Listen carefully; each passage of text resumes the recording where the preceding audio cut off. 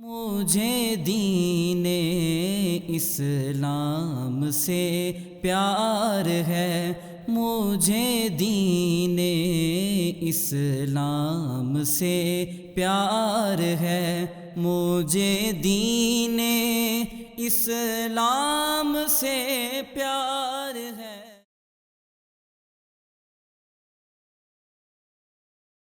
نحمده ونصلي ونسلم على رسوله الكريم اما بعد فاعوذ باللہ من الشیطان الرجیم بسم اللہ الرحمن الرحیم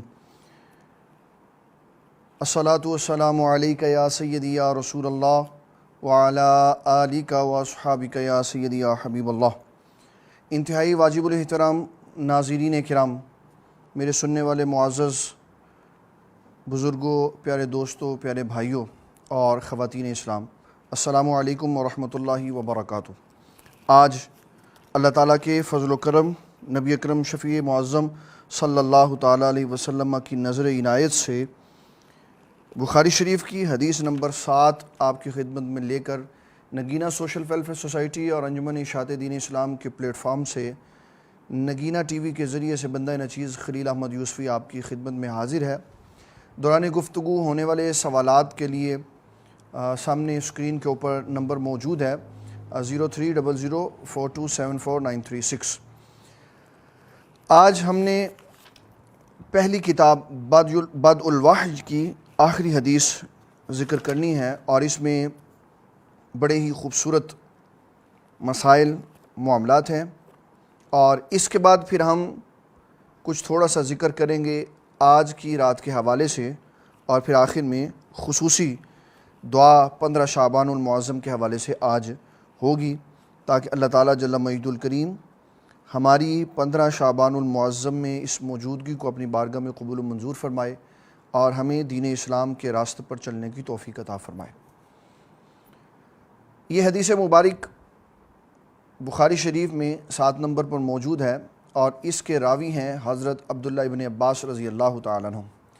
آپ فرماتے ہیں کہ یہ ان دنوں کی بات ہے جن دنوں ابو سفیان اور قریش میں مسلمانوں کے ساتھ عارضی طور پر صلح ہوئی تھی، اور قریش کی ایک جماعت شام میں تجارت کے لیے موجود تھی، تو ان کو ایلیا کے بادشاہ ہرقل نے، جس کا پروننسیشن ہرقلہ اور ہرقل کتب سیر میں اور کتب تفسیر میں اور کتب حدیث میں استعمال ہوا ہے، اس نے اپنے پاس بلایا، اور حضرت ابو سفیان رضی اللہ تعالیٰ عنہ یہ حدیث سنانے والے ہیں عبداللہ ابن عباس رضی اللہ تعالیٰ عنہ کو، اور سنائی تب جب مسلمان ہوئے، اور مسلمان کب ہوئے؟ جب مکہ فتح ہو گیا، تب جا کے یہ شروع ابتدا والی انہوں نے بات سنائی۔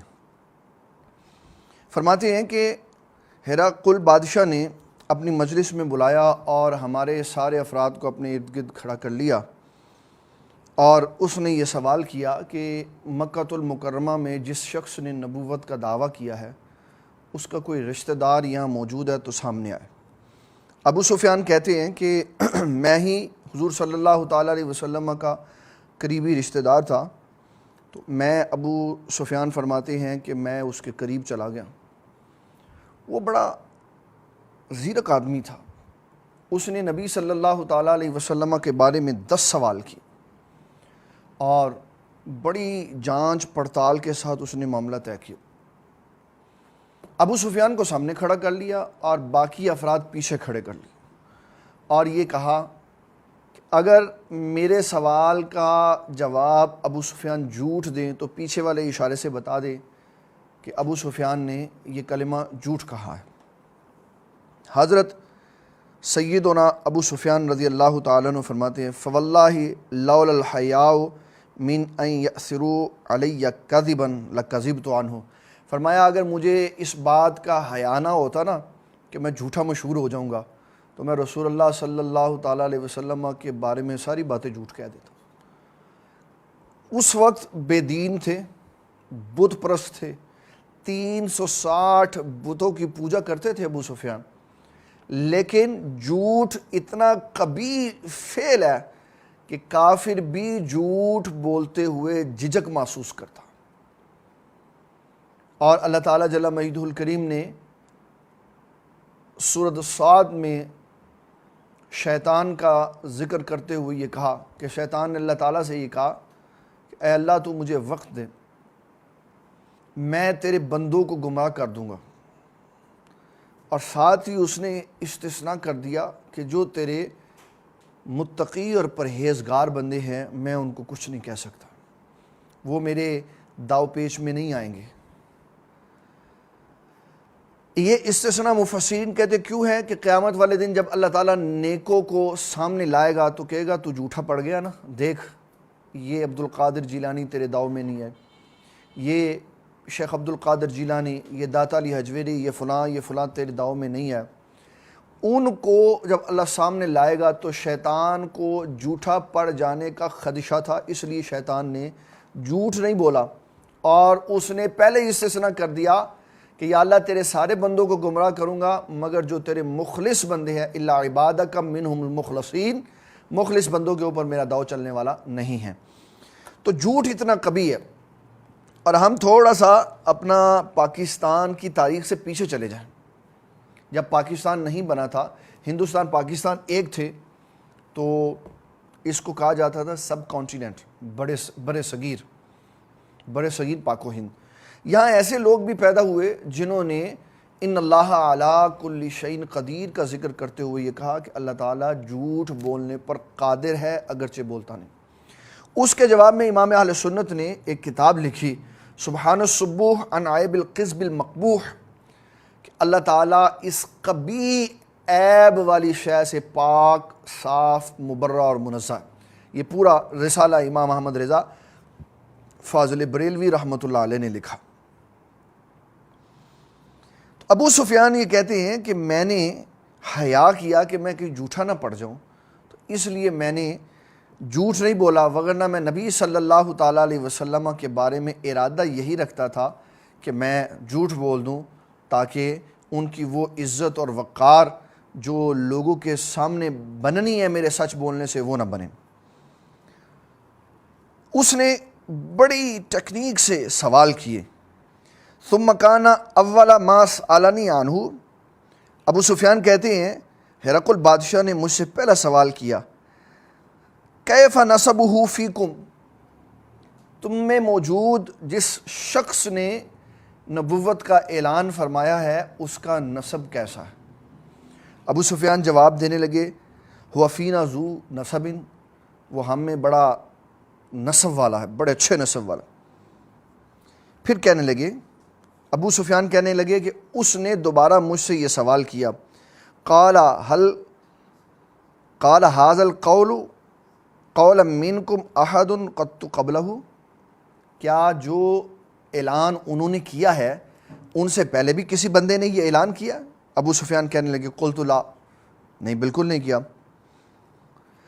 پھر اس نے سوال کیا قال فہل کان من آبائہم من ملک، کیا ان کے خاندان میں کوئی بادشاہ بھی گزرا ہے؟ قلت لا، ابو سفیان کہنے لگے کوئی نہیں گزرا. پھر اس نے پوچھا قال فالاشراف الناس یتبعونہ ام ضعفاؤہم، ان کی اتباع کرنے والے امیر لوگ ہیں یا غریب لوگ ہیں، طاقت والے ہیں یا کمزور ہیں؟ فقلت بل ضعفاؤہم، میں نے کہا کہ وہ کمزور ہیں. پھر ابو سفیان کہتے ہیں اس نے یہ سوال کیا قال ایزیدون ام ینقصون، وہ بڑھ رہے ہیں کہ کم ہو رہے ہیں؟ قلت، میں نے کہا بل یزیدون، وہ بڑھ رہے ہیں.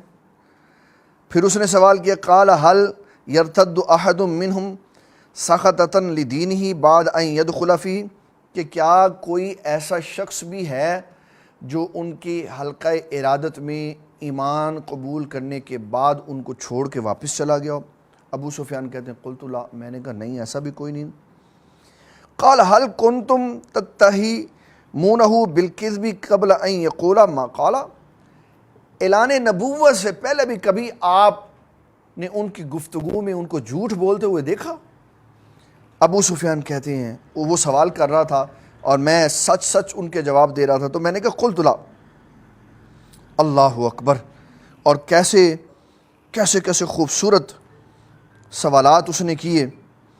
کہنے لگا قال حل یغدر، کہ کیا حضور صلی اللہ تعالیٰ علیہ وسلم نے کبھی عہد شکنی بھی کی ہے؟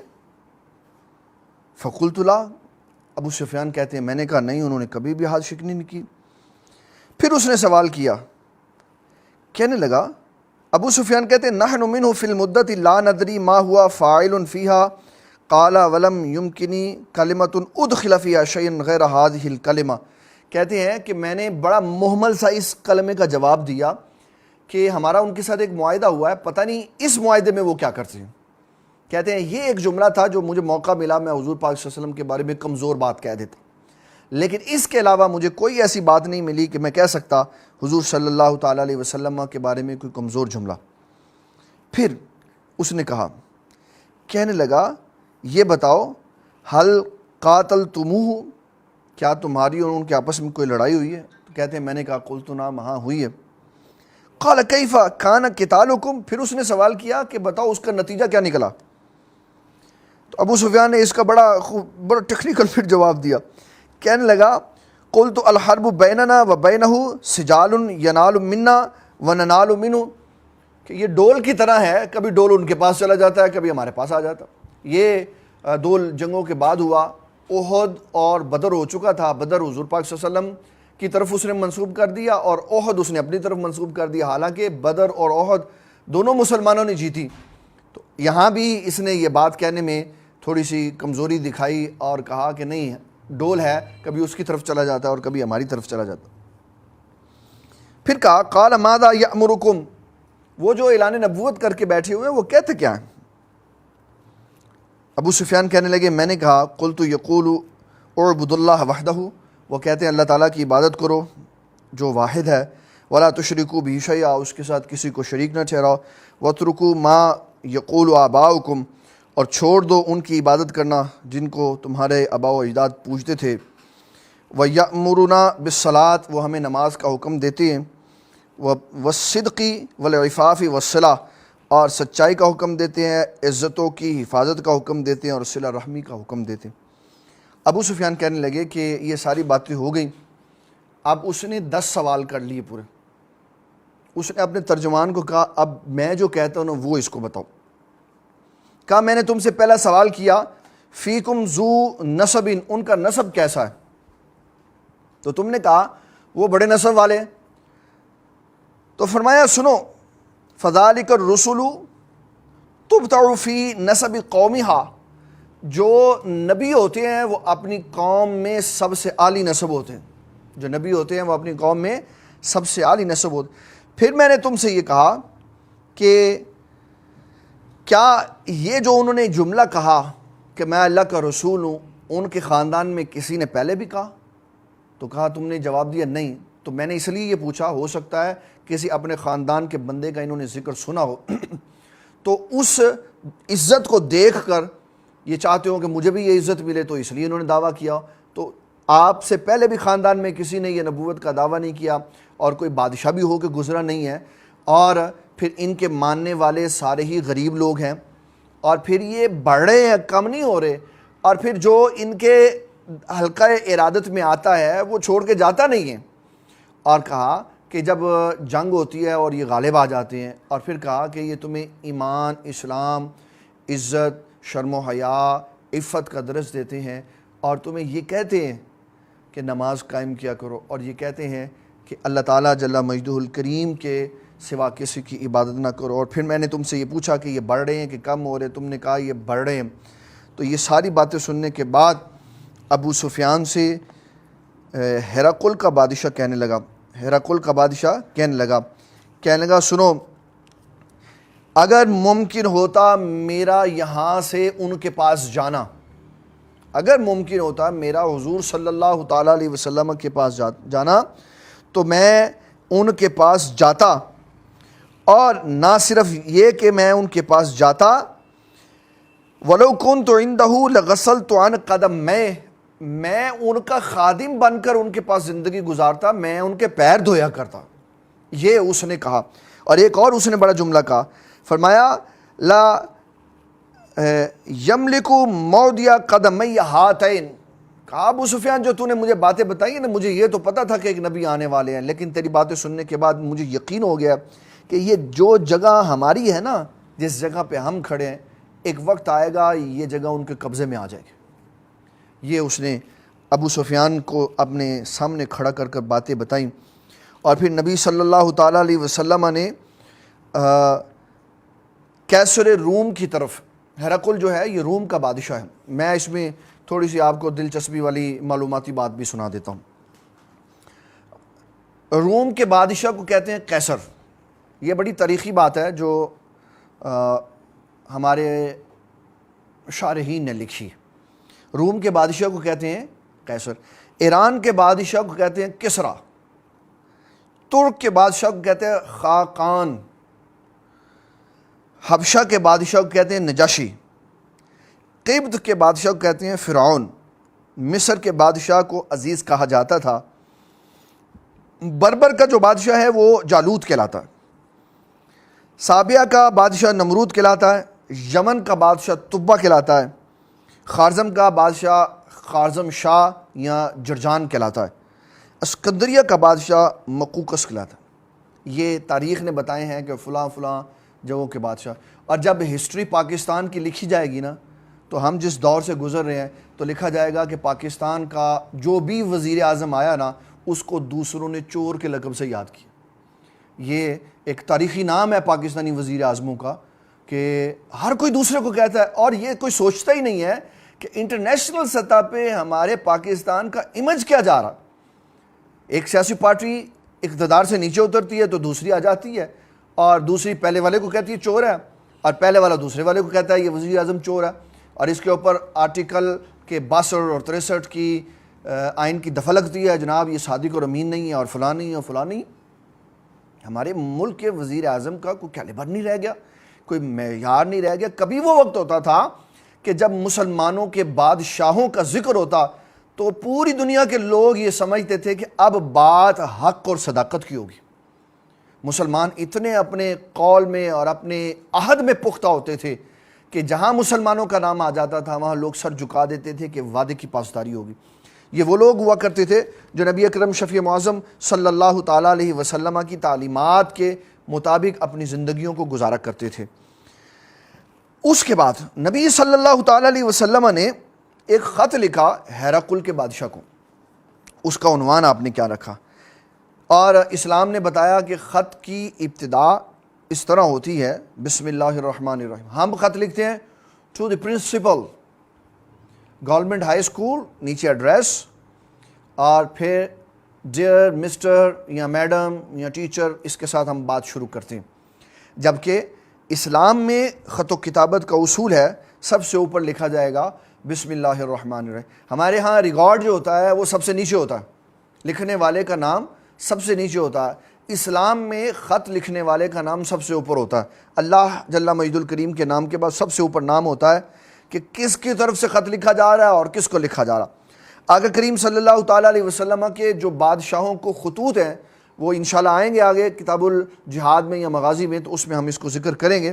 یہ کیونکہ ہرقل کا ذکر چلا تو آقا کریم صلی اللہ تعالیٰ علیہ وسلم کے ساتھ خط کا بھی ذکر آ گیا، تو وہاں یہ بات ہوئی کہ خط کا آغاز ہوا بسم اللہ الرحمن الرحیم من محمد ابن عبداللہ و رسولی الی ہرقل عظیم روم۔ دو مسئلے سمجھا دیے، ایک تو خط لکھنے کا طریقہ کار بتا دیا کہ اللہ کے نام سے لکھنا ہے اور بھیجنے والے کا نام پہلے لکھنا ہے۔ دوسرا بتایا کہ جب آپ نے کسی کو خط لکھنا ہے وہ مسلمان ہے یا کافر ہے، اس کا جو پروٹوکول ہے اس کو ملحوظ خاطر ضرور رکھنا۔ اب یہ عیسائیت کے ماننے والے ہیں، عیسائی ہیں، لیکن رسول اللہ صلی اللہ تعالیٰ علیہ وسلم نے فرمایا الی ہرقل عظیم الروم، روم کی عظیم سلطنت کے سپہ سالار۔ اس سے یہ ثابت ہوا کہ جب آپ کسی کو بات سمجھانا چاہ رہے ہیں، کسی کو بات بتانا چاہ رہے ہیں، اور آپ چاہ رہے ہیں آپ کا موقف کسی کے دل میں اتر جائے، کسی کے دل میں آپ کی بات اتر جائے، تو آپ کو بات کرتے ہوئے تہذیب کا دامن تھام کے رکھنا پڑے۔ اگر آپ کہیں گے ٹیڑھی ناک والے کیسر کے بادشاہ، تو وہ تو خط پھاڑ دے گا۔ اگر آپ کہیں گے کسی غیر مسلم کو کہ آنکھوں سے معذور آدمی، ٹانگوں سے معذور آدمی، آپ اس کی سلطنت کا خیال نہیں کریں گے، اس کے پروٹوکول کا خیال نہیں کریں گے، آپ کی بات کبھی نہیں۔ اور میں نے اپنے والد گرامی کی تہذیب سے یہ سیکھا ہے، میں نے ان کی زندگی کے کردار سے یہ سیکھا ہے کہ انہوں نے جب کافروں سے بھی بات کی تو جناب کہہ کر بات کی، صاحب کہہ کے بات کی۔ جب ہم حق پر ہیں، ہم صحیح ہیں، اور ہم باطل کو حق کا پیغام پہنچانا چاہتے ہیں، تو ہمیں باطل کو گالی نہیں نکالنی چاہیے۔ اگر ہم باطل کو گالی نکالیں گے تو باطل حق کو گالی نکالے گا، تو حق کو گالی نکالنے کا سبب کون بنے؟ ہم بنے۔ اس لیے یہ بات ذہن میں رکھنی ہے کہ کیا ہمیں اپنے مخالف نظریات والوں کو گالی نکال کے مسئلہ سمجھانا پڑے گا یا تہذیب کے ساتھ بات کرنی پڑے گی؟ میں اس کی ایک دلیل آپ کو دیتا چلوں۔ حضرت سیدنا یوسف علیہ السلام جیل میں تھے۔ جب حضرت سیدنا یوسف علیہ السلام کو کافی عرصہ گزرا، آپ کی جیل میں لوگوں نے صحبت اختیار کر لی اور ان کو پتہ چل گیا حضرت یوسف علیہ السلام سچے خواب بیان کرتے ہیں۔ تو اللہ تعالیٰ فرماتا ہے کہ حضرت یوسف علیہ السلام کے پاس دو بندے آئے، کہنے لگے یا صاحبی السجن اما احدکما فیسقی ربہ خمرا واما الآخر فیصلب فتأکل الطیر من رأسہ قضی الامر الذی فیہ تستفتیان۔ یا صاحبی السجن، آپ نے ان کو صاحب کہہ کر بلایا، ان کافروں کو، اللہ کے نبی نے ان کافروں کو صاحب کہہ کر بلایا۔ اور صاحب کہہ کر بلایا اس لیے تاکہ ان کو بات اچھی طرح سمجھا دی جائے۔ حضرت موسیٰ علیہ السلام کو اللہ تعالیٰ نے جب تبلیغ کے لیے بھیجا تو فرمایا قولا لینا لعلہ یتذکر و یخشی، اے پیارے موسیٰ علیہ السلام، آپ اور ہارون علیہ السلام دعوت و تبلیغ کے لیے جا رہے ہیں نا، تو آپ نے بات نرم کرنی ہے، آپ نے بات نرم کرنی۔ ہو سکتا ہے قولا لینا لعلہ یتذکر او یخشی، وہ غور و فکر کرے، ہو سکتا ہے وہ اللہ سے ڈر جائے، تو آپ نے اسے سخت بات نہیں کرنی، اگرچہ وہ باغی ہے، ریبلٹ ہے، اور وہ اسلام اور دین کے رستے سے بالکل اتر چکا، اس کے باوجود اللہ تعالیٰ نے فرمایا آپ نے اس سے سختی سے بات نہیں کرنی، نرمی سے بات کرنی، تاکہ آپ کی بات اس کے دل میں اتر جائے۔ تو جب بھی آپ نے اپنے مخالف کو بات سمجھانی ہے تو آپ اس کو عزت دیں گے، اس کو صاحب کہہ کے بلائیں گے، اس کو گالی نہیں دیں گے تو وہ آپ کی بات سنے گا۔ اور یہ آزمائے ہوئے معاملات ہیں جس کو ہمارے لوگوں کو، جوانوں کو اپنانا چاہیے تاکہ اگلے تک ہم اپنی بات سنا سکیں۔ تو آپ نے جو خط لکھا اس میں ہرقلہ جو بادشاہ تھا، اس کو عربی میں ہرقلہ یا ہرقل کہتے ہیں، اردو میں ہم ہرقل بادشاہ اس کو کہتے ہیں، اس کو آپ نے جن لفظوں کے ساتھ یاد کیا، یہ پیغام آپ نے ان کو دیا۔ فرمایا السلام علی من اتبع الہدی اما بعد فانی ادعوک بدعایت الاسلام اسلم تسلم یؤتک اللہ اجرک مرتین فان تولیت فانک علیک آثم العریسیین۔ فرمایا یا اہل الکتاب تعالوا الی کلمۃ سواء بیننا وبینکم الا نعبد الا اللہ ولا نشرک شیئا ولا یتخذ بعضنا بعضا اربابا من دون اللہ فان تولوا فقولوا اشہدوا بأننا مسلمون۔ یہ آپ نے اس کو واضح فرمایا، آپ نے اس کو اسلام کی حقانیت بتائی۔ فرمایا اختلافی مسئلے چھوڑ دو، جس مسئلے پہ تمہارا اور ہمارا ایکا ہے، ہم ایک ہیں، اس پہ آ جاؤ کہ حضرت عیسیٰ علیہ السلام کے ماننے والے بھی اللہ کو واحد مانتے تھے، ہم بھی اللہ کو وحدہ لا شریک مانتے ہیں، اس مسئلے پہ ہمارے ساتھ اکٹھے ہو جاؤ۔ اور پوری دنیا کے ساتھ مسلمانوں کا اتفاق صرف انہی دو مسئلوں پہ ہو سکتا ہے، ایک اللہ وحدہ لا شریک ہے، اور دوسرا نبی صلی اللہ تعالیٰ علیہ وسلم اللہ کے آخری رسول۔ اس کے علاوہ پوری دنیا کے ساتھ مسلمان کسی صورت میں متحد، کسی لیڈر کے پیچھے متحد نہیں ہو سکتا، دو جملوں کے پیچھے متحد ہو سکتا۔ حضور صلی اللہ تعالیٰ علیہ وسلم نے جب یہ پیغام دیا، اب وہ جو ہرقل بادشاہ کے تھے افراد، انہوں نے شور مچا دیا اور وہ دروازوں کی طرف بھاگے۔ ابو سفیان کہتے ہیں انہوں نے ہمیں باہر نکال دیا، اور بڑا ایک ابو سفیان نے جملہ کہا، میں یہ جملہ اس لیے کہنے لگا ہوں کہ میں نے بعد میں اس کی وضاحت کرنی ہے۔ کہنے لگا کہ ابو کبشہ کے بیٹے کا معاملہ تو بہت آگے بڑھ گیا، ابو کبشہ کے بیٹے کا معاملہ تو بہت، یہ ابو کبشہ اس نے نبی صلی اللہ علیہ وسلم کو کہا کہ ابو کبشہ کے بیٹے کا معاملہ تو بہت دور چلا گیا اور یہ بڑا عظیم ہو گیا ہے کہ کئی دور دراز ہزاروں میل دور بھی اس کی بات کی جا رہی ہے اور اس کا ذکر کیا جا رہا۔ ابو سفیان نے حضور صلی اللہ تعالیٰ علیہ وسلم کو ابو کبشہ کیوں کہا؟ اس لیے کہ آپ کی امی جان سیدہ آمینہ رضی اللہ تعالیٰ عنہ کے جو دادا تھے ان کا لقب تھا ابو کبشہ، اور عرب کیونکہ خاندانوں کو جاننے والے تھے تو ان کے نسب سے، ان کے اس عظیم لقب سے، ابو کبشہ کی وجہ سے رسول اللہ صلی اللہ تعالیٰ علیہ وسلم کو ابو کبشہ کا بیٹا کہا۔ پھر نبی صلی اللہ تعالیٰ علیہ وسلم آپ کے دنیا میں آنے اور احوال کے بدلنے کے بارے میں ہیراقل کے بادشاہ نے جو انکوائری کی تو پتہ چلا کہ جو نبی علیہ السلام اس دنیا میں آئے ہیں ان کے لوگوں کا ایک خاصہ ہوگا کہ وہ ختنہ کریں گے۔ اس کو ہم پھر کسی موقع پر لے کے بیان کریں گے کہ یہ اصل میں کہاں سے چلا تھا، اس میں ہمارا یہ مضمون کا حصہ نہیں ہے تو میں اس کو یہاں پہ ڈسکس نہیں کروں گا۔ بس یہ حدیث مبارک ہے کہ پھر اس نے نبی صلی اللہ تعالیٰ علیہ وسلم کا ذکر کیا، اور تفسیر میں اور احادیث میں یہ ہمیں سمجھایا گیا ہے کہ ابو سفیان جو ہیراقل کا بادشاہ ہے یہ اپنے آخری سانس تک اپنی کرسی کی لالچ میں نبی صلی اللہ تعالیٰ علیہ وسلم کی نبوت کو حق ماننے کے باوجود مسلمان نہیں ہو۔ ہیراقل کا بادشاہ، اس نے 2 جنگیں مسلمانوں سے لڑی، پھر 8 ہجری میں جنگ موتا لڑی اور پھر تبوک بھی انہی کے خلاف ہوئی۔ یہ 2 جنگیں اس نے لڑی، اور تبوک میں اس نے نبی صلی اللہ تعالیٰ علیہ وسلم کی طرف بڑی محبت کا خط بھیجا تو آقا کریم صلی اللہ تعالیٰ علیہ وسلم نے اس کا خط دیکھ کر فرمایا اس نے جھوٹ لکھا، یہ مسلمان نہیں ہو، اور عیسائیت کے اوپر یہ مر گیا۔ تو یہ ہماری آج کی جو 2 حدیثیں تھیں، آج کی جو حدیث تھی بخاری شریف کی بدء الوحی کے باب میں 7 نمبر حدیث تھی، وہ میں نے آپ کی خدمت میں عرض کی ہے۔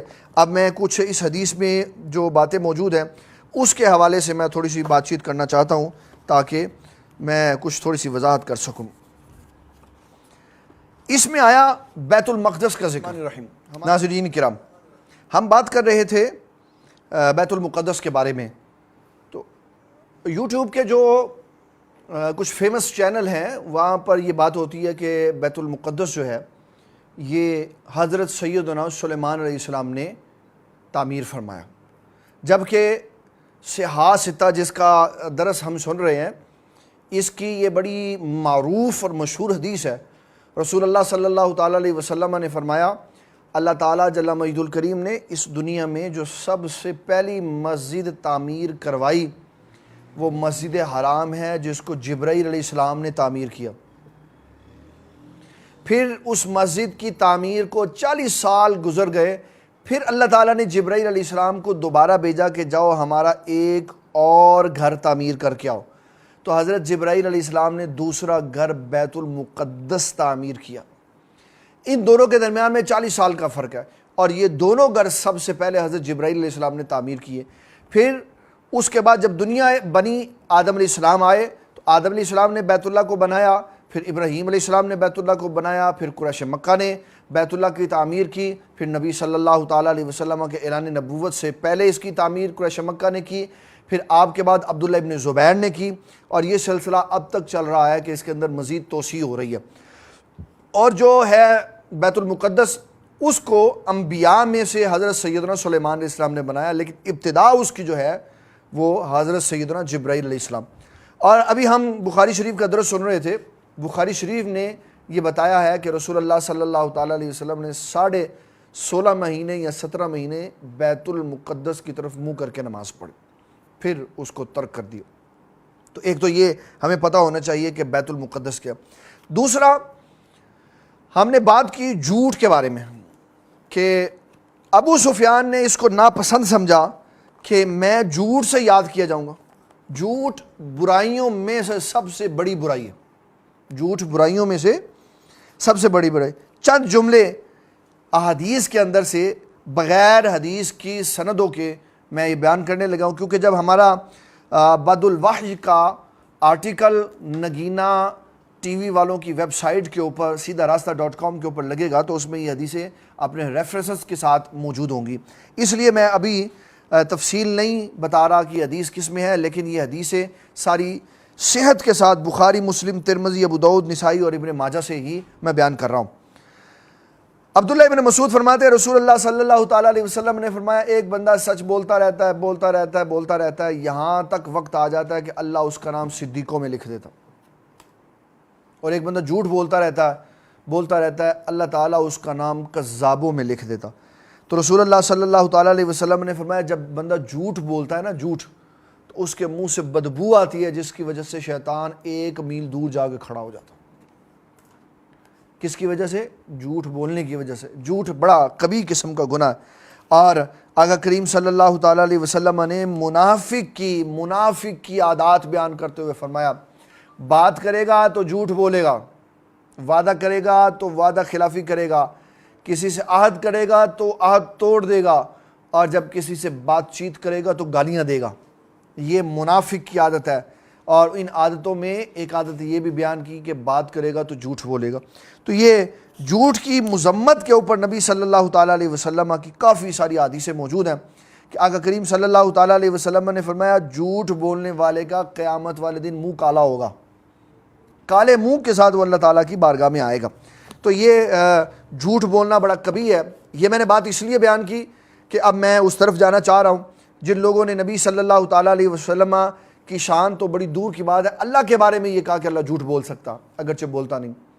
اس پر اعلیٰ حضرت رحمۃ اللہ علیہ نے پھر ایک رسالہ لکھا جس کا نام رکھا سبحان الصبوح عن عیب الکذب المقبوح، کہ جھوٹ بولنا بہت کبھی قسم کا عیب ہے جو اللہ تعالیٰ جل مجید الکریم کی شان کے ساتھ بالکل بھی وابستہ نہیں ہے. ہم اپنی اصول کی کتابوں میں لفظ اللہ کی تعریف پڑھتے. اللہ کیا ہے؟ لفظ اللہ کیا ہے؟ اس کی تعریف میں ہماری ایک اصول کی دوسرے درجے کی کتاب ہے، اس کو کہتے ہیں نور الانوار، اصول حدیث. اس میں اللہ کی لفظ اللہ اس میں جلالت کی تعریف ہے. ہوا علم لذات الواجب الوجود المستجمع لجمیع الصفات الکمالیہ. ہوا علم لذات الواجب الوجود المستجمع لجمیع الصفات الکمالیہ. اللہ اس واجب الوجود ذات کا نام ہے جس میں ساری کمال کی صفات پائی جاتی، نقص، عیب، کمی، کجی والی تو کوئی صفت ہی نہیں پائی جاتی. تو اس کے اندر جھوٹ والا وصف بھی نہیں پایا جاتا. اگرچہ وہ قادر مطلق ہے، تو جس طرح قادر مطلق دوسرا خدا پیدا نہیں کر سکتا، یہ اس کی عظمت و شان کے خلاف ہے، اسی طرح وہ کذب سے بھی پاک ہے، کذب بھی اختیار نہیں کر سکتا، یہ بھی اس کی عظمت و شان کے خلاف ہے. وہ ہمیشہ جب بات کرتا ہے تو سچی کرتا ہے. اور اس نے قرآن مجید میں اپنے نام کے ساتھ صدقہ کا ذکر کیا. ہم اپنی تلاوت قرآن کے آخر میں جملے کہتے ہیں صدق اللہ العظیم، صدق اللہ العظیم، صدق رسولہ النبی الکریم. ہمارا رب بھی سچا ہے، ہمارے رب کے نبی بھی سچے.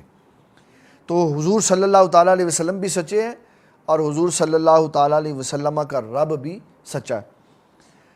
آپ کی تبلیغ کو روکنے کے لیے، یہ تبلیغ کی حدیث ہے، آپ کی تبلیغ کو روکنے کے لیے ابو طالب کے پاس، آپ کے چچا جان کے پاس مشرکین مکہ کی ایک جماعت آئی اور کہنے لگی کہ جو چاہیے ہم دیں گے. کیونکہ اس میں ذکر آیا کہ اس نے پوچھا کہ ان کے پیچھے کوئی بادشاہ تو نہیں. اس ضمن سے میں یہ سنا رہا. آپ کو پیشکش کی گئی شادیوں کی، مال و متاع کی، قبیلے کی سرداری کی اور دولت کے بے بہا انبار کی. آپ نے 2 جملے فرمایا میرے دائیں ہاتھ پہ سورج رکھ دو اور بائیں پہ چاند رکھ دو، میں اسلام کی تبلیغ نہیں چھوڑوں گا. یہ کیوں کہا؟ سورج سے مراد تھا دنیا جہاں کی سختیاں، چاند سے مراد تھا دنیا جہاں کی آسائشیں، نعمت، انعام و اکرام. فرمایا سختی کر کے بھی دیکھ لو میں اسلام سے پیچھے نہیں ہٹوں گا، انعام و اکرام دے کے بھی دیکھ لو میں اسلام کی تبلیغ کو نہیں چھوڑوں گا. پھر دنیا نے دیکھا 3 سال شیب ابی طالب میں نبی صلی اللہ تعالیٰ علیہ وسلم کا سوشل بائیکاٹ رہا. آپ وہاں رہے، آپ نے اپنی بیٹیوں کو اپنے خاندان والوں کو، اپنی بیوی کو، ہر دل عزیز بیوی کو جس کو اللہ سلام بھیجتا تھا، اس نے بھی نبی صلی اللہ علیہ وسلم کے ساتھ درختوں کے پتے کھا کر گزارا کیا، لیکن اسلام کے معاملے میں کسی سے سودا نہیں کیا۔ یہ اسلام ہے۔ جس طرح ہمارے اسلام کے عظیم سپہ سالار امیر المجاہدین، ان کے گھر میں کئی دن کھانا نہیں جانے دیا گیا، اور ان کو کس کس مصیبت کے پہاڑ سے گزارا گیا، اور ان کے اوپر کتنی مصیبتیں ڈھائی گئی، لیکن ان کے عزم اور استقلال میں کبھی بھی کمی نہیں آئی۔ انہوں نے ہمیشہ نبی صلی اللہ علیہ وسلم کی ختم نبوت کی بات کی، اور جتنے بھی ختم نبوت کے محافظین ہیں، اسلام سب کو سلام پیش کرتا ہے۔ انہی عزت والے لوگوں کی وجہ سے آج اسلام ہمارے پاس محفوظ پڑا ہوا۔ اگر یہ لوگ نہ ہوتے تو کب کے دشمنان اسلام مسلمانوں کو کھا کے ختم کر چکے ہوتے۔ پھر اس کے بعد نبی اکرم شفیع معظم صلی اللہ تعالیٰ علیہ وسلم آپ کو جب تبلیغ کے معاملے میں مختلف مسائل کا سامنا کرنا پڑا، اذیتیں دی گئیں۔ ابھی میں فیس بک کے اوپر، یوٹیوب کے اوپر دیکھ رہا تھا، ایک بندہ تجزیہ دے رہا، میں اس کی بے باکی اور بے دینی پہ حیران رہ گیا۔ صحابہ کے بارے میں تجزیہ دے رہا ہے۔ کہنے لگا لوگ حضرت بلال کو ایسے بیان کرتے ہیں جیسے وہ بڑا خوبصورت آدمی ہو۔ بھئی ایک حبشی کتنا خوبصورت ہوگا، موٹے اس کے ہونٹ ہوں گے، پھسی ہوئی اس کی ناک ہوگی، یہ حضرت بلال کا وصف بیان ہو رہا۔ اور جو کائنات میں انبیاء کے بعد سب سے جلیل القدر دو ہستیاں ہیں، ابو بکر صدیق اور عمر بن خطاب، وہ حضرت بلال کو یہ نہیں کہتے تھے اور کالے رنگ والے اور فلانے اور یہ، وہ تو ایسے کہتے ہی نہیں تھے۔ وہ تو جب بھی ذکر کرتے تھے کہتے تھے سیدنا بلال، اے ہمارے سردار بلال۔ کیوں؟ اسلام شکلیں نہیں دیکھتا، اسلام دل دیکھتا ہے، اسلام معاملات دیکھتا ہے کہ حضرت بلال رضی اللہ تعالیٰ عنہ نے رسول اللہ صلی اللہ علیہ وسلم کے لیے کتنی اذیتیں برداشت کی۔ ان اذیتوں کی وجہ سے جب وقت آیا عزت اور وقار کا، تو نبی صلی اللہ تعالیٰ علیہ وسلم نے حضرت بلال رضی اللہ تعالیٰ عنہ کو کعبے کی چھت پر چڑھا دیا اور بتایا کہ یہ عزت ہوتی ہے جو اللہ کی بارگاہ سے ملتی۔ مؤذن بنایا، اور مؤذن کائنات میں سب لوگوں سے عظیم بندے ہیں۔ رسول اللہ فرماتے ہیں یہ لمبی گردنوں والے ہوں گے، یعنی قد کاٹ ان کا لمبا ہوگا، اور ان کی عزت اور شان سارا میدان معاشر دیکھے گا جو اذان دینے والے ہوں۔ یہ چند باتیں میں نے آپ کی خدمت میں گوش گزار کرنی تھی، اور میں نے یہ بھی آپ کو بتانا تھا کہ ہم اس مضمون کے حوالے سے یہ بات اپنے ذہن میں رکھیں کہ ہم اپنے چھوٹے چھوٹے بچوں کو یہ عادت ڈالیں کہ سچ بولا کر، یہ عادت ڈالیں سچ بولا کر۔ سچ میں عزت ہے، سچ میں وقار ہے، سچ میں اللہ اور اس کے رسول صلی اللہ علیہ وسلم کی رضا۔ آپ کا چھوٹا بچہ جھوٹ بولے آپ سے مار کھانے کے خوف میں، تو پیار سے اس کو سمجھائیں بیٹے آپ کو ماریں گے نہیں، سچ بولو، اور مارے بھی نہ۔ کچھ سوال ہمارے جو یہاں پہ بیٹھ کے درس سنتے ہیں انہوں نے کیے ہیں، میں ان کے سوالوں کے جواب دے دیتا ہوں۔ کیا یہ وہی ہرقل کا بادشاہ ہے جس نے حضرت ابو سفیان سے مکالمہ کیا تھا، اسی نے خط پھاڑا تھا؟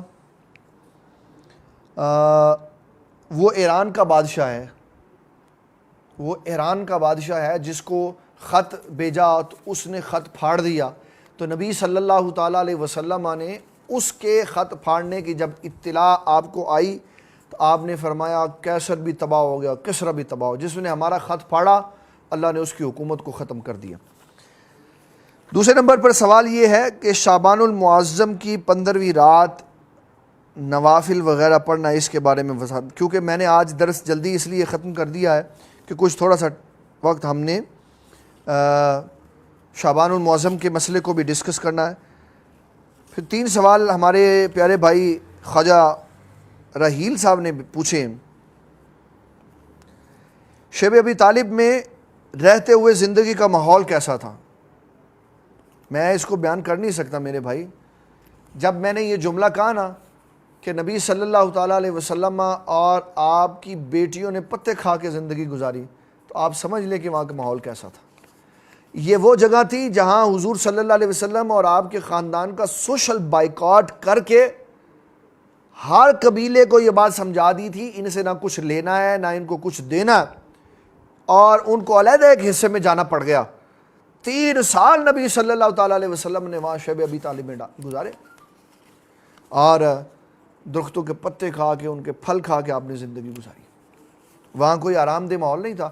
آرام دہ ماحول تو ویسے حضور صلی اللہ تعالیٰ علیہ وسلم جس جگہ آئے تھے وہاں کا بھی آرام دہ ماحول نہیں تھا، کیونکہ پہاڑی اور ریگستانی علاقے اور گرمی والے علاقے آرام دہ نہیں ہوتے۔ اور آپ جس حجرہ شریف میں رہتے تھے اس کے بارے میں امام بخاری رحمۃ اللہ علیہ نے لکھا ہے مدینہ المنورہ میں کہ وہ حجرہ صرف اتنا ہی ہوتا تھا کہ جب آپ اپنی پاؤں مبارک سیدھے کر دیتے نا تو دوسرا بندہ وہاں پہ کھڑا نہیں ہو سکتا تھا۔ اور سیدہ عائشہ صدیقہ رضی اللہ تعالیٰ عنہ فرماتی ہیں جب نبی صلی اللہ تعالیٰ علیہ وسلم نے رات کو تہجد کے نفل پڑھنے ہوتے تو میں ایسے لیٹی ہوتی کہ میرے پاؤں کی طرف نبی صلی اللہ تعالیٰ علیہ وسلم نے کھڑے ہو کے نماز پڑھنی ہوتی تھی، تو میں پاؤں تھوڑا سا آگے کر لیتی، حضور پاک کے پاؤں سے آگے نکل جاتے اور آپ پیچھے میرے سے تھوڑا سا پیچھے ہو کے نفل شروع کر دیتے۔ جب آقا کریم صلی اللہ تعالیٰ علیہ وسلم سجدے میں جانے لگتے تو میرے پیر کو ہاتھ لگاتے، میں اپنی پیر سمیٹ لیتی تو حضور سجدہ کرتے، پھر جب اگلی رکعت میں کھڑے ہوتے تو پھر میں اپنے پاؤں کو سیدھا کر لیتی۔ اتنا سا نبی صلی اللہ علیہ وسلم کا گھر تھا، اور یہ آپ کی ایک انتہائی مختصر سی گھریلو زندگی کا نظام ہے۔ اور جب حضرت عمر بن خطاب رضی اللہ تعالیٰ عنہ کو پتہ چلا نبی صلی اللہ علیہ وسلم اپنی ازواج سے کسی معاملے میں ناراض ہو کے بالا خانے میں چلے گئے تو آپ وہاں گئے تو آپ نے سر مبارک پہ ٹوپی پہنی ہوئی تھی اور پگڑی رکھی ہوئی تھی، اور پھر جب آپ آرام کے لیے لیٹے تو صرف ٹوپی رہ گئی، پگڑی اس چارپائی کے اوپر رہ گئی، اور قمیض آپ نے اتاری ہوئی تھی، صرف تہبت پہنا ہوا تھا، اور چارپائی پر آپ کے پاس بچھانے کے لیے اس وقت چادر نہیں تھی، بغیر چادر کے بچھائے چارپائی کے اوپر لیٹے ہوئے تھے۔ تو حضرت عمر بن خطاب کے آنے پر جب نبی صلی اللہ علیہ وسلم کروٹ بدل کے بیٹھے تو بان کا نشان یہاں پہ بن گیا، سفید جسم تھا اور بان کا نشان بننے سے جگہ سرخ ہوئی، تو حضرت عمر بن خطاب کی آنکھوں سے آنسو جاری ہو گئے، عرض کرنے لگے آقا کریم صلی اللہ علیہ وسلم کیسے اور کس طرح کتنے عیش و آرام سے رہ رہے۔ آپ نے فرمایا عمر آپ اللہ کی تقسیم پہ راضی نہیں، اللہ نے ان کو دنیا دے دی اور آخرت کو ہمارے لیے رکھ دی۔ تو آقا کریم صلی اللہ علیہ وسلم نے بڑا مختصر سا اپنا نظام رکھا ہوا تھا۔ آپ یہ سمجھ لیں کہ آپ نے توکل کی اعلیٰ ترین مثال رکھی ہوئی تھی کہ آپ کے پاس کوئی شے اگلی صبح کے لیے موجود نہیں ہوتی تھی، اور یہ مدینہ شریف میں ایک خوبصورت منظر تھا۔ آقا کریم صلی اللہ تعالیٰ علیہ وسلم نے نماز پڑھائی اور اپنا کپڑا آپ مصلی کے اوپر رکھ کر چلے گئے، صحابہ انتظار میں بیٹھے ہیں کہ کپڑا رکھا ہوا ہے، اب حضور پاک واپس آئیں گے۔ جب واپسی آئے تو عرض کی حضور آپ کہاں تشریف لے گئے؟ آپ نے فرمایا میں نے نماز عصر پڑھائی، ابھی مغرب ہو جانی تھی، تو مجھے خیال آیا کہ میرے گھر میں سونے کا ایک ٹکڑا پڑا، تو میں اس لیے چلا گیا کہ میں اس کو تقسیم کر رہا ہوں، یہ نہ ہو کہ وہ پڑا رہے اور رات ہو جائے۔ اس کو بھی آپ نے اپنے گھر میں نہیں رہنے دیا، سب کچھ آپ نے تقسیم کر دیا۔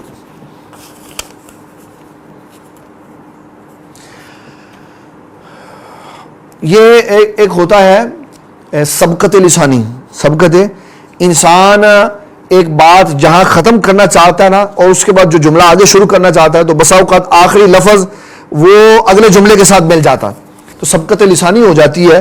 پیارے بھائی نے ہماری توجہ کروائی اس طرف کہ جھوٹ بولنے سے 1 میل جو دور ہوتا ہے وہ فرشتہ نہیں ہوتا، وہ شیطان ہوتا، تو یہ سبقت لسانی سے شاید ایسا ہو گیا کہ میں نے یہ کہہ دیا۔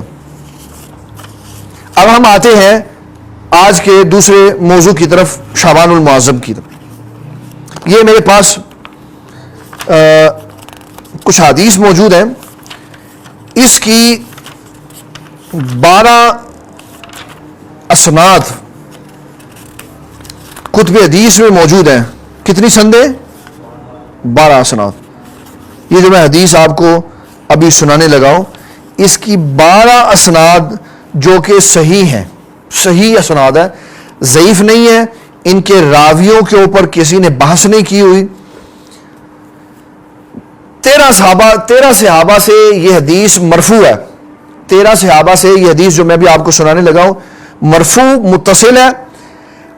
عبداللہ ابن عمر رضی اللہ تعالیٰ عنہ سے ایک حدیث موقوف ہے، 5 جلیل القدر تابعی انہوں نے اس حدیث مبارک کو مرسل بیان کیا ہے اور 7 تابعیوں نے اس کو موقوف بیان کیا ہے، اور حضرت سید عائشہ صدیقہ رضی اللہ تعالیٰ عنہ کے ترک سے 10 مزید ترک کے ساتھ یہ حدیث موجود ہے۔ ترک کیا ہوتا؟ آپ بیٹھے ہیں، اب اس مسئلے کو غور سے سمجھنا تاکہ آپ کو پتہ چلے یہ ترک کیا ہے۔ ایک ہمارے پاس بیٹھے ہیں رحیل صاحب، منیر احمد صاحب بیٹھے ہیں، روف الحسن بیٹھے ہیں، عبد الرزاق صاحب بیٹھے ہیں، عبد الرحمان بیٹھے ہیں، اعظم صاحب بیٹھے ہیں، حق نواز بیٹھے ہیں، اور آصف صاحب بیٹھے ہیں، اور شاہد صاحب بیٹھے ہیں۔ 2 2 4 2 6 2 8 9 بندے اس وقت ہمارے پاس بیٹھے ہوئے ہیں جو درس سن رہے ہیں۔ اب میں ان 9 کو یہ کہتا ہوں ام المومنین سیدہ عائشہ صدیقہ رضی اللہ تعالی عنہا نے یہ بات سنائی ہے۔ اب جب یہ 9 آگے جا کے بات سناتے ہیں تو ہر ایک کی اپنی علیحدہ چین بن جاتی ہے۔ یہ جو اسناد ہوتی ہے یہ بیسکلی چین ہوتی ہے کہ مجھے اس سلسلے سے یہ حدیث رسول اللہ تک پہنچی۔ تو یہ جو میں سیدہ عائشہ صدیقہ والی روایت سنانے لگا ہوں، یہ 10 ترک کے ساتھ، مختلف ترک کے ساتھ، جو بالکل صحیح سند ہے، حضور صلی اللہ تعالیٰ علیہ وسلم کی حدیث مبارک ہے۔ آقا کریم صلی اللہ تعالیٰ علیہ وسلم نے اس کو امام ترمذی نے بیان کیا 739 نمبر پر، مسند امام احمد بن حنبل میں 25487 میں، علامہ جلال الدین سیوطی نے 1942 میں، اور السلسلۃ الصحیحہ، یہ سعودی عرب کا سب سے بڑا وہ علامہ ہے جو ہر صحیح حدیث کو ضعیف کہہ دیتا، اس کا نام ہے ناصر الدین البانی۔ اس کا کام ہی صرف یہی ہے، اچھی بلی حدیث پکڑ کے کسی بندے کے بارے میں ایسے ہی ٹچ کر چھوڑ دے گا یہ بندہ ضعیف ہے، اور پھر کتاب کے اوپر لکھ دے گا ضعیف ہے۔ اور اس کے ماننے والے جو اپنے آپ کو غیر مقلد کہتے ہیں اور کہتے ہیں کہ ہم صرف حضور پاک کو مانتے ہیں، تو البانی کو بھی مانی جاتے ہیں، اور پھر یہ بھی نہیں دیکھتے کہ اس نے کیا کہا۔ یہ البانی صاحب وہ ہیں جو ٹھیکیدار ہیں صحیح حدیثوں کو ضعیف کہنے کے، صحیح حدیثوں کو ضعیف کہنے کے۔ انہوں نے بھی اس حدیث کی اس سند کو صحیح کہا، اور اس کی اس سے بڑی کیا دلیل ہو سکتی ہے کہ البانی صاحب جو ہر حدیث کو ضعیف کہنے کے ماہر ہیں، انہوں نے بھی اس حدیث کی سند کو صحیح کہا۔ السلسلۃ الصحیحہ جو ان کی اپنی کتاب ہے اس میں ہے۔ اور جو یہ ہمارے مرزا صاحب ہیں، ان کے لیے البانی صاحب آئنسٹائن ہیں، کہتے ہیں بس 2 ہی دنیا میں بندے ہیں، ایک شیخ زبیر احمد زئی اور دوسرے یہ ناصر الدین البانی، انہی کے اوپر مرزا صاحب کا سارا مذہب ہے، اور ان کے یہ آئنسٹائن ہیں، اور آئنسٹائن صاحب کے جو عظیم چہیتے شاگرد ہیں وہ کہتے ہیں ضعیف ہے، اور استاد جی کہتے ہیں یہ حدیث صحیح ہے، اور صحابہ کہتے ہیں یہ صحیح ہے۔ اور شب برات کے جتنے بھی معاملات ہیں اس کو بریلویوں کے کھاتے میں ڈالا کہ بریلوی شب برات مناتے ہیں، حالانکہ شب برات تو سیدہ عائشہ صدیقہ سنا رہی، سیدہ عائشہ صدیقہ سنا رہی، بریلوی تھوڑی سنا رہے۔ سیدہ عائشہ صدیقہ کیا کہتی؟ اور پھر میں آپ کو اس حدیث کی خیانت بتاؤں گا جو مرزا صاحب نے کی ہے۔ کیا ہوا؟ ام المومنین سیدہ عائشہ صدیقہ رضی اللہ تعالیٰ عنہ فرماتی ہے، رات کے ایک وقت میں نے نبی صلی اللہ تعالیٰ علیہ وسلم کو بستر پر نہیں پایا، تو میں نے حضور صلی اللہ علیہ وسلم کو تلاش کرنے کا ارادہ کیا اور میں نکل گئی۔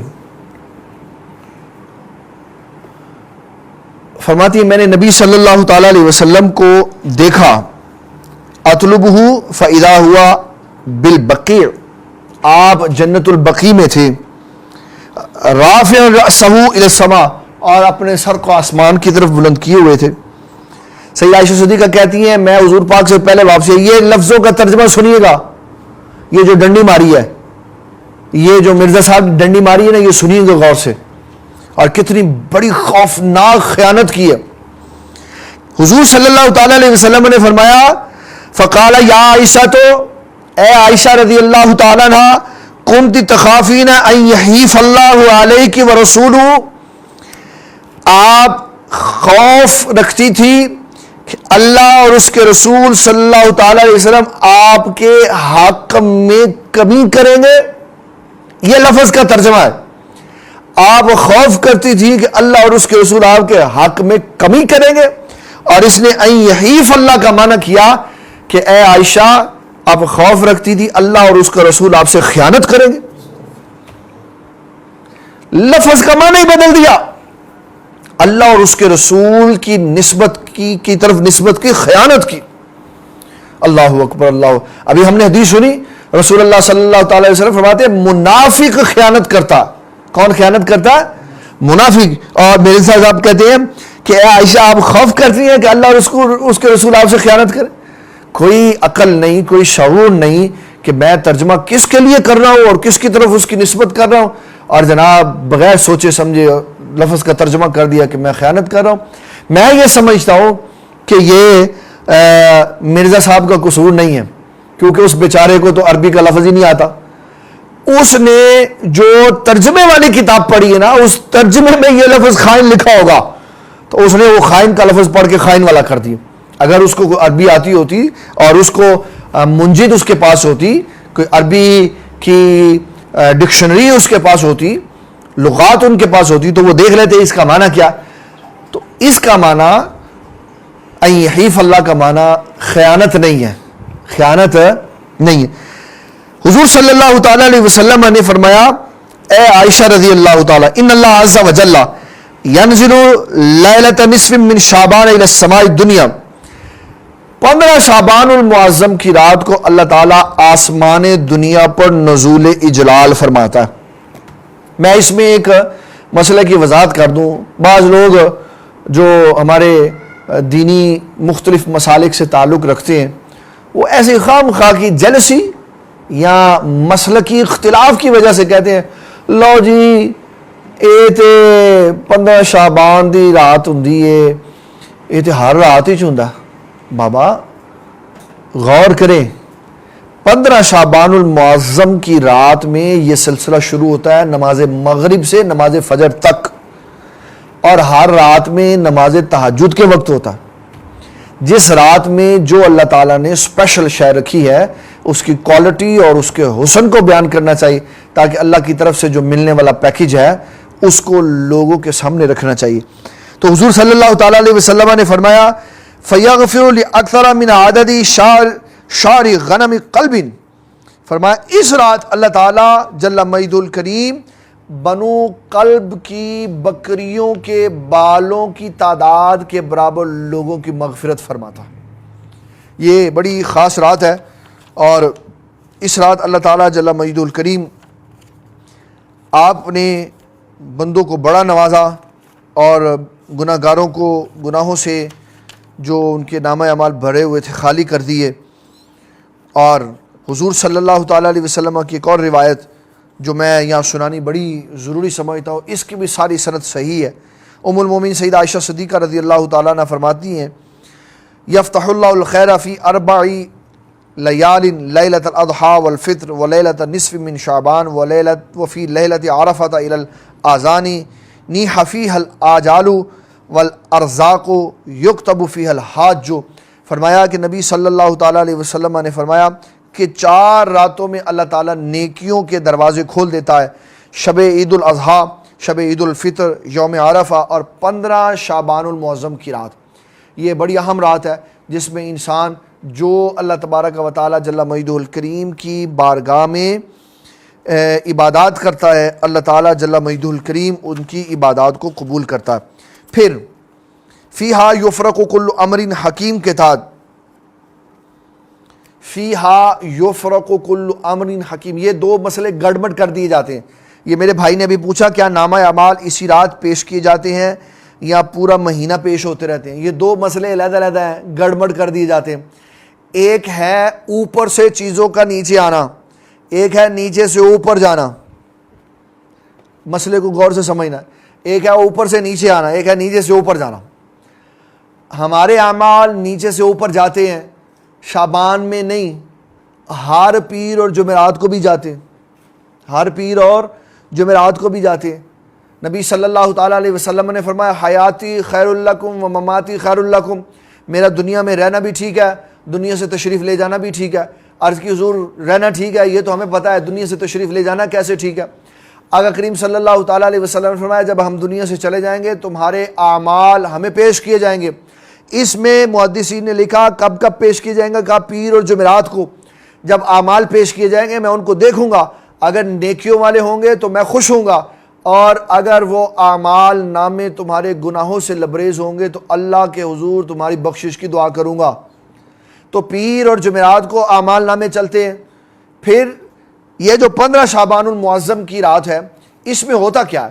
اس میں ہوتا یہ ہے کہ اللہ تعالیٰ جل مجید الکریم نے جو پورے سال کا شیڈیول ہے, اسکیجول ہے, وہ فرشتوں کے سپرد کرنا ہوتا ہے کہ آج کی رات سے لے کر اگلی شعبان المعظم تک جس بندے نے دنیا میں آنا ہے اس کا نامہ اعمال یہ ہے, جس نے جانا ہے اس کا نامہ اعمال یہ ہے, جس نے جو نیکیاں کرنی ہے اس کا نامہ اعمال یہ.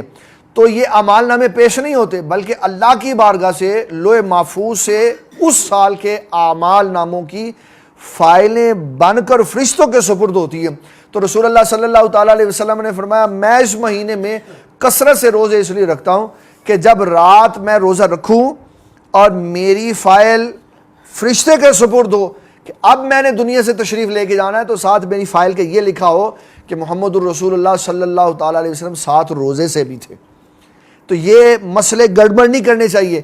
ہمارے یہاں 2-3 مسئلوں کو بیچ میں مکس کر کے ان کا مکسچر بنا کے پریشان لوگوں کو کر دیا جاتا ہے. اس رات میں فیصلے فرشتوں کے سپرد ہوتے ہیں. اور رسول اللہ صلی اللہ تعالیٰ علیہ وسلم فرمایا ایک بندہ شادی کی تیاری کر رہا ہے, اس کا نام ادھر لکھ دیا جاتا ہے فوت ہونے والوں میں. وہ اپنی ڈولی سجا رہا ہوتا ہے, وہ اپنا سیرا سجا رہا ہوتا ہے تو قبر اس کے لیے تیار کر دی جاتی ہے. تو یہ ساری چیزیں ہیں جو علیحدہ علیحدہ کر کے لوگوں کو سنانی چاہیے تاکہ ان کے دل میں اسلام اور نبی صلی اللہ تعالیٰ علیہ وسلم کی تعلیمات کا صحیح ترک بیٹھے. تو یہ آقا کریم صلی اللہ تعالیٰ علیہ وسلم نے ایک مسئلہ اس طرح بھی بیان فرمایا. پھر ایک آج کی رات کا ایک بڑا خاص عمل ہے جس کو روایت کیا حضرت سیدنا علی المرتضیٰ رضی اللہ تعالیٰ عنہ نے. فرماتے ہیں یہ انشاءاللہ تبارک و تعالیٰ یہ بات کرنے کے بعد پھر ہم اپنی دعا کی طرف چلتے ہیں. نبی صلی اللہ تعالیٰ علیہ وسلم نے ایک عمل کیا, اور یہ یاد رکھیں لوگ اس کے اوپر بھی تنقید کر دیتے ہیں کہ جی حضور پاک صلی اللہ تعالیٰ علیہ وسلم نے جو اعمال کیے وہ حضرت علی المرتضیٰ, حضرت عثمان غنی, حضرت ابو بکر صدیق, حضرت عمر بن خطاب رضی اللہ تعالیٰ عنہ نے تو نہیں کیے, باقی صحابہ نے تو نہیں کیے. تو آج 14 سال بعد لوگوں کو یاد آ رہا ہے. صحابہ کرام رضوان اللہ تعالیٰ علیہ مجمعین کا عمل مبارک دیکھنا اور امت کو پہنچا دینا, یہی اس بات کی دلیل ہے کہ جو امت کو پہنچا رہے ہیں وہ خود بھی یہ عمل کرتے ہوں گے. اگر امت کو نہ پہنچاتے تو کبھی یہ نہ کرتے. حضرت علی کے لفظ بتا رہے ہیں, یہ میں حدیث پڑھ کے سناتا ہوں. حضرت علی رضی اللہ تعالیٰ عنہ نے کن لفظوں کے ساتھ سوال کیا. آپ فرماتے ہیں رأیت رسول اللہ صلی اللہ تعالیٰ علیہ وسلم, میں نے نبی صلی اللہ علیہ وسلم کو دیکھا لیلۃ نصف من شعبان, شعبان کی 15ویں رات آپ نے قیام فرمایا. فصلی 14 رکعۃ, 14 رکعتیں پڑھی 2 کر کے. ثم جلس بعد الفراغ, پھر آپ بیٹھ گئے. فقرأ بأم القرآن, پھر سورہ فاتحہ پڑھی 14 مرۃ, 14 مرتبہ. وقل هو اللہ احد, پھر 14 مرتبہ آپ نے قل اللہ پڑھی. وقل اعوذ برب الفلق, پھر قل اعوذ برب الفلق 14 دفعہ پڑھی. پھر قل اعوذ برب الناس 14 بار پڑھی. پھر آیت الکرسی 1 بار پڑھی, اور لقد جاءکم سورہ توبہ کی آیت نمبر 28 سے 1 بار پڑھی. حضرت علی فرماتے ہیں فلما فرغ من صلاتہ سألتہ, جب حضور پاک یہ عمل کرنے سے فارغ ہوئے تو میں نے پوچھا اما رأیت من صنیعہ, حضور آقا کریم صلی اللہ علیہ وسلم میں نے آپ کو یہ عمل مبارک کرتے ہوئے دیکھا. قال من صنع مثل الذی ورأیت کان لہ ثواب 20 حجۃ مبرورۃ وصیام 20 سنۃ مقبولۃ. تو کہا حضور جو شخص من صنع مثل الذی, جو شخص آپ کے اس عمل کی مثل عمل کرے. یہ سوال بتا رہا ہے کہ صرف دیکھا نہیں ہے بلکہ ساری امت کے لیے نمونہ مانگا ہے کہ حضور اگر آپ کا کوئی امتی ایسے کرے تو اس کے لیے کیا ثواب ہے.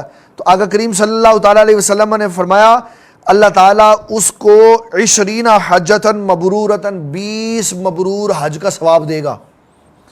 وصیام 20 سنۃ مقبولۃ, اور 20 سال کے روزوں کا بھی ثواب دے گا. فَإِذَا أَصْبَحَ فِي ذَلِكَ الْيَوْمِ صَائِمًا، اور پھر جو اگلے دن اٹھ کے صبح کا روزہ رکھے گا، کان لہو کصیام سنتین سنۃ ماضیہ وسنۃ مستقبلۃ، فرمایا اللہ تعالیٰ صبح کا روزہ رکھنے کی بدلے میں 2 سال کے مزید روزوں کا ثواب عطا فرمائے، 1 سال ماضی کا، 1 مستقبل کا۔ یہ کون کہہ رہے ہیں؟ حضرت علی المرتضیٰ۔ اور ویسے بھی اس میں تو اور بھی بے شمار احادیث موجود ہیں کہ نبی صلی اللہ تعالیٰ علیہ وسلم نے کیا کیا معاملات فرمائے۔ آپ صلی اللہ تعالیٰ علیہ وسلم نے عبادت کے لیے امت کو کھلی چھٹی دی ہوئی ہے، عبادت کے لیے امت کو کھلی چھٹی دی ہوئی۔ ایک بندہ حضور پاک کی بارگاہ میں آیا، عرض کرنے لگا حضور نمازیں کتنی فرض ہیں؟ آپ نے فرمایا 5۔ حل علیہ غیرہن، حضور اس کے علاوہ پڑھو؟ آپ نے فرمایا الا ان تطوع، جا جو جی مرضی کرتا پڑھ۔ ابھی تو ہم نے بخاری اور مسلم، ترمذی، ابو داؤد، نسائی، ابن ماجہ سے پڑھنا ہے۔ بعض بندے کہتے ہیں اشراق، چاشت، اوابین، نماز ضحیٰ یہ سب ایک ہی ہیں۔ جب بخاری پڑھیں گے، مسلم پڑھیں گے، ترمذی پڑھیں گے تو پتہ چلے گا اشراق فجر کے بعد پڑھتے ہیں، اوابین مغرب کے بعد پڑھتے ہیں، تو فجر اور مغرب کے بعد کی نمازیں ایک نہیں ہو سکتی، دونوں کے پاس روایتیں موجود ہیں۔ سیدہ عائشہ صدیقہ نماز فجر کے بعد سوتی نہیں تھی جب تک اشراق نہ پڑھ لیتی۔ نبی صلی اللہ علیہ وسلم مغرب کے بعد عشاء تک کسی سے بات نہیں کرتے تھے کہ مغرب سے لے کے عشاء تک نماز اوابین پڑھتے تھے۔ ایک مغرب کے بعد پڑھی جا رہی ہے، ایک فجر کے بعد پڑھی جا رہی ہے، تو دونوں ایک کیسے ہو سکتی ہیں؟ یہ انشاءاللہ ہم بخاری، مسلم، ترمذی، ابو داؤد ہمارے پاس پڑھی ہے، یہ سارا کچھ ہم مسئلے واضح کریں گے اللہ تعالیٰ کے فضل و کرم سے۔ اور اللہ کی بارگاہ میں یہ دعا ہے کہ آج اس نے ہمیں بڑی اہم رات عطا فرمائی ہوئی ہے، یہ رات شب برات کی رات ہے۔ اس میں اللہ تعالیٰ کے حضور اپنے گناہوں کی معافی مانگے تاکہ اللہ تعالیٰ جل مجید الکریم ہمارے حالوں پر رحم فرمائے اور ہمارے لیے آسانی فرمائے۔ میں تمام پیارے بھائیوں سے یہ گزارش کروں گا دعا میں شرکت کریں، اور جتنی بھی ہمارے سننے والے، دیکھنے والے پیارے بھائی، پیارے دوست، پیارے بزرگ اور خواتین اسلام موجود ہیں وہ بھی دعا میں شرکت اختیار کریں اور ساتھ آمین کہیں، تاکہ آپ لوگوں کی بابرکت آمین سے اللہ تعالیٰ ہم سب کی دعاؤں کو قبول فرمائے۔ اللہم صلی علی سیدنا و مولانا محمد و علی سیدنا و اصحاب سیدنا و مولانا محمد و بارک وسلم وصلی علیہ۔ یا اللہ تیرے محبوب صلی اللہ تعالیٰ علیہ وسلم کی پیاری احادیث کا سلسلہ صحاح ستہ کی صورت میں ہم نے درس حدیث شروع کیا، اس کو اپنی بارگاہ میں شرف قبولیت عطا فرما۔ یا اللہ عزم و استقلال کے ساتھ ہمیں اس کو پورا کرنے کی توفیق عطا فرما، شریروں کی شرار سے، شریروں کے شر سے، حاسدوں کے حسد سے، بغض اور کینہ رکھنے والے لوگوں سے ہمیں محفوظ فرما۔ یا اللہ تیرے محبوب صلی اللہ تعالیٰ علیہ وسلم کی امت، پوری دنیا کے افراد اس وقت وبائی مرض کرونا میں مبتلا ہیں، مولا اپنے غیب کے خزانوں سے کرونا بیماری کو ختم فرما، اپنی نعمتوں سے کرونا بیماری کو ختم فرما، اپنی مہربانی سے کرونا کو ختم فرما۔ یا اللہ جو بیمار ہیں اس کو صحت تندرستی والی زندگی عطا فرما، جو اس مرض میں اس دنیا سے جا چکے ہیں اور مسلمان ہیں یا اللہ ان کی بخشش فرما۔ یا اللہ اس کے علاوہ جتنے بھی بیمار ہیں سب کی بخشش فرما، پریشان حالوں کی پریشانیاں دور فرما، تنگ دستوں کی تنگ دستیاں دور فرما، جنہوں نے مصیبتیں جی لی ہیں ان کو راحت عطا فرما۔ یا اللہ جو والدین اپنے اولاد کی وجہ سے پریشان ہیں ان کی پریشانیوں کو ختم فرما، اولاد نافرمان ہے تو فرما بردار فرما، فرما بردار ہے، تابع دار ہے لیکن جوان ہے، مناسب انتظامات نہیں ہو رہے، یا اللہ بہترین انتظامات فرما۔ بیٹیوں کی عمریں گزر رہی ہیں یا اللہ ان کے لیے خوبصورت انتظام فرما، شریف دیندار حیا رکھنے والے ان کے لیے مناسب انتظام فرما، جنہوں نے اپنی بیٹیوں کے بیاہ کر دیے اور اولادوں کی منتظر ہیں یا اللہ انہیں اولادیں عطا فرما، جو اپنے سسرال میں عزت کے ملنے کی متلاشی ہیں یا اللہ ان بیٹیوں کو سسرالوں میں عزت عطا فرما، جو بیٹی بنا کے لے گئے ان کو بیٹی بنا کے رکھنے کی توفیق عطا فرما، جو بیٹیاں بن کر گئیں یا اللہ ان کو بیٹیاں بن کر رہنے کی توفیق عطا فرما۔ ماں باپوں کو اپنے بیٹوں، بیٹیوں، بہوؤں، دامادوں کے ساتھ حسن سلوک کرنے کی توفیق عطا فرما، دامادوں کو اپنے ساسوں، بہوؤں کو اپنی ساسوں کی عزت و تعظیم کرنے کی توفیق عطا فرما۔